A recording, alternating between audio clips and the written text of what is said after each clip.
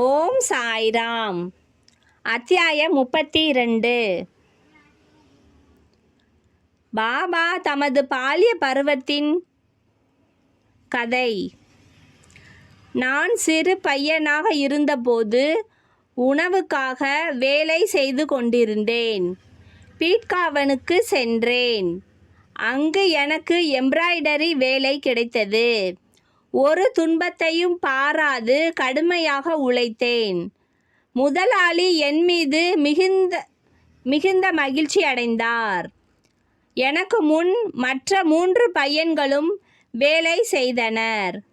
முதல்வன் ரூபாய் 50, இரண்டாம் அவன் ரூபாய் 100, மூன்றாம் அவன் ரூபாய் 150 பெற்றனர். இவர்களின் மொத்த தொகையை போல் 2 பங்கு நான் பெற்றேன். அதாவது ரூபாய் 600 பெற்றேன்.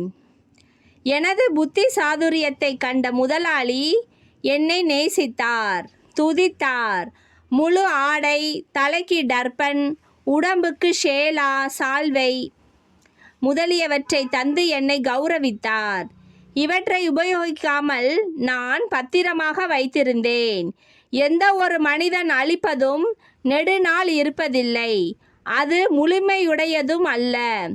ஆனால் எனது எஜமானர் கடவுள் அளிப்பதோ கால முடிவு பரியந்தம் நிலைத்திருக்கிறது. அவரின் வெகுமதியை வேறெந்த வெகுமதியுடனும் ஒப்பிட முடியாது. எனது எஜமானரோ எடுத்துக்கொள் எடுத்துக்கொள் என்கிறார். ஆனால் எல்லோரும் என்னிடம் வந்து கொடு கொடு என்கிறார்கள். நான் கூறுவதன் பொருளை ஒருவரும் கவனத்துடன் பார்ப்பதில்லை. எனது எஜமானரின் கஜானா நிரம்பி இருக்கிறது, நிரம்பி வழிகிறது. நான் கூறுவதாவது, வண்டி பாரங்களில் இச்செல்வத்தை எடுத்து செல்லுங்கள். சத்தியவதியான தாயாரின் ஆசீர்வதிக்கப்பட்ட மகன் இச்செல்வத்தால் தன்னை நிரப்பிக் கொள்ளட்டும். எனது பக்கீரின் திறமை, எனது பகவானின் லீலை, எனது எஜமானரின் இயற்கையான செயல் வன்மை, இவை மிகவும் நூதனமானவை. என்னை பற்றி என்ன? உடம்பு மண்ணுடன் கலந்துவிடும். இந்நேரம் இனிமேல் மீண்டும் வராது. நான் எங்கோ செல்கிறேன், எங்கோ அமர்கிறேன்.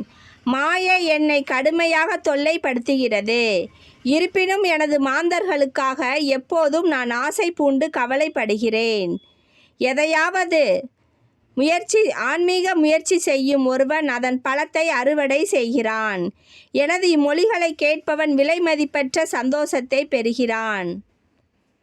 ஸ்ரீ சாயியை பணிக. அனைவருக்கும் சாந்தி நிலவட்டும். ஓம் சாய்ராம். ஜெய் சாய்ராம்.